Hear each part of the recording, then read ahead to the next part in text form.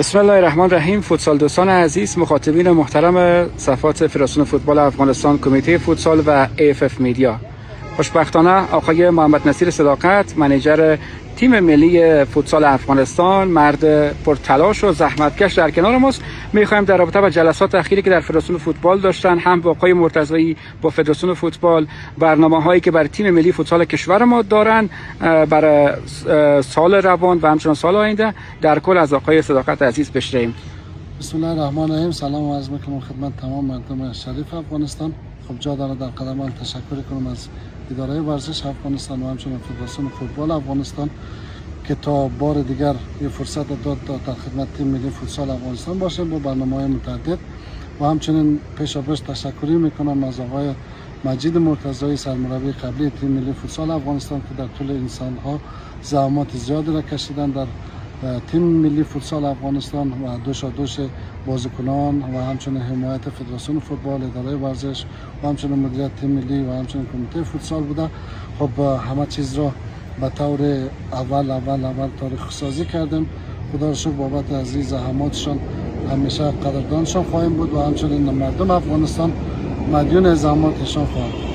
خیلی تشکر صداقت عزیز. در رابطه با برنامه تیم ملی بگو، قرار است که در سال 2026 تیم ملی فوتسال کشور ما در کدام تورنمنت اشتراک کنه یا نکنه؟ ما که میفهمم حتما یک تورنمنت در راه هست، خبر خوشی هست، میشه که از زبان خود شما بشنویم و همچنان در رابطه با مربیگری تیم ملی فوتسال هم برای علاقه‌مندان فوتسال معلومات بدیم. سلامت باشه. خب خوشبختانه تیم ملی افغانستان در جایگاهی که رسیده و همیشه درخواست بازی‌های دوستانه و درخواست اشتراک در تورنمنت‌های بین‌المللی همیشه پیشنهادها بوده و ما همیشه سعی کردیم بهترین ها را انتخاب کنیم.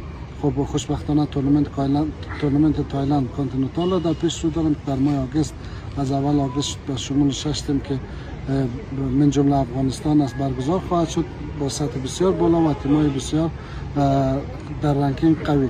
خب ما کوشش کردیم که با تیم‌های مسابقه بگیریم همیشه که رنکینگ‌های بهتر از خودمون داره تا بتونیم پوینت و جایگاه تیم ملی فوتسال افغانستان در رنکینگ فیفا و همچنین آسیا بهتر بگیریم. تشکر آقای صداقت. ببخشید صحبتتون را قطع کردم. از تیم‌های قوی یاد کردین، گفتم میشه که روسیه هم امسال آماده به کانتیننتال، این را تایید میکنیم؟ خب ما خوشبختانه هم با روسیه در دوره پیش مکالمات داشتیم و ایشان دعوت کرده از دو تیم ملی فوتسال افغانستان، هم بزرگسال هم متولدین 2006 که یعنی در حقیقت تیم بی تیم ملی فوتسال میشه. خب ما یک چیزی هم بگویم درباره مربی آینده تیم ملی افغانستان. بله. خب قطعا یک مربی نیست، شامل دو مربی و دو سه تا کمک مربیای است، چون سطح تیم بالا رفته و نیاز به مربیای بیشتر و کمک‌های بیشتر از دو سه تا کشور مختلف داریم. خب حتی پلان بری شده که ما در قالب دو تیم ملی یا A و B داشته باشیم که بتونیم یک تیم جوانان و یک تیم با تجربه قبلی خود داشته باشیم تا بتونه این بستر موفقیت در آینده هموار شود. خب با روسیه دو تا درخواست دوستانه، بازی دوستانه هم داریم، به شمولی که اونا در تایلند هم اشتراک خواهد کرد که تورنمنت بازی دوستانه هنوز از طرف فدراسیون تایید نشده، منتظر تایید نهایی هستم به خاطر چالش‌هایی که باید از طریق فیفا اجازه گرفته شود. خیلی تشکر.